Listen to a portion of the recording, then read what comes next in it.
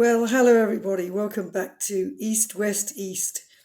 And in my last video, I said that I would be introducing some proverbs, idioms, and sayings to highlight the difference between Western and Chinese culture. Well, I decided today, not an idiom, not a proverb, just a little story which reflects symbolism, which will help us to understand this too. So this fellow, the snail, is sharing the stage with me today. So there he is, the snail, or Warnyo in Chinese. And we've a story about him. So let me tell you a little story that I've collected from someone I know well. And if you can find this on any of the Western search engines, do please tell me. I haven't been able to, but I'm told in good faith that this has been read and is presumably true, but if not, there is a moral behind it, no doubt.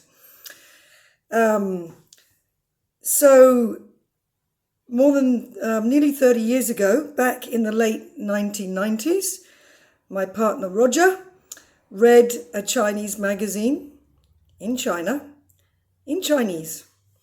And we were talking about stories and things that I can include, and he mentioned this, and we talked about what he remembered, which wasn't a lot, but it's enough to share with you today. So in this magazine was a story about the 1970s, the mid-1970s, which was the time of the Cultural Revolution, which you can read up about if you're interested, but it was a very turbulent time. And at that point, there was an American dignitary visiting China, and he gave a high-ranked Chinese official an ornament in the shape of, guess what? A snail. Now, you might think, oh, no problem there. A snail is fairly neutral. I think a snail is okay. It's not beautiful, but it's self-sufficient. It has its own home on its back.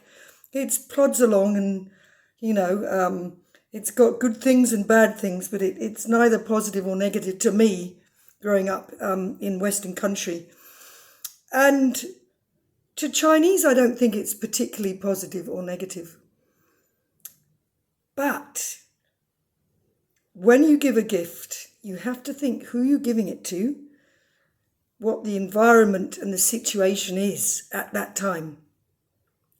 So you've got to give a smart gift, not a gift that can be interpreted a certain way.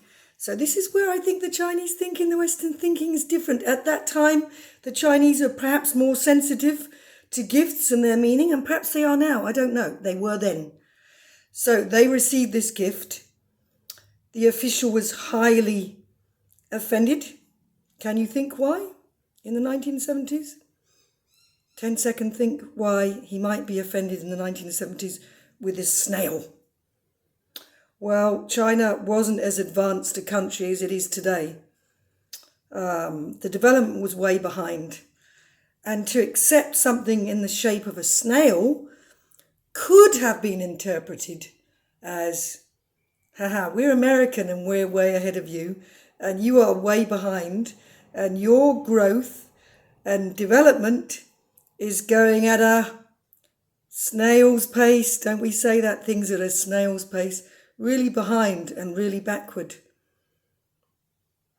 So you have to be careful what you give. If you look up on the internet today, you will see lots of taboo items. Don't give the Chinese this, don't give them that. I don't know how true they are and how young people view those things today. I really don't.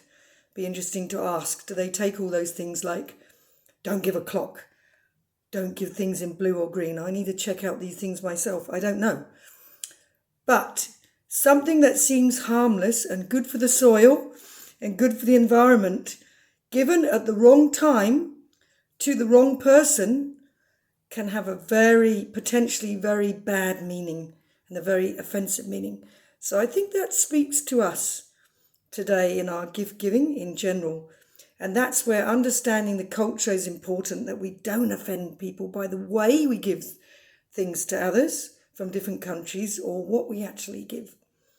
Anyway, next time you see the humble snail and you give a gift of a snail, just be careful who you're giving to, who you're giving it to, and what situation there is. And if they're in China, maybe, and they're Chinese, maybe think twice.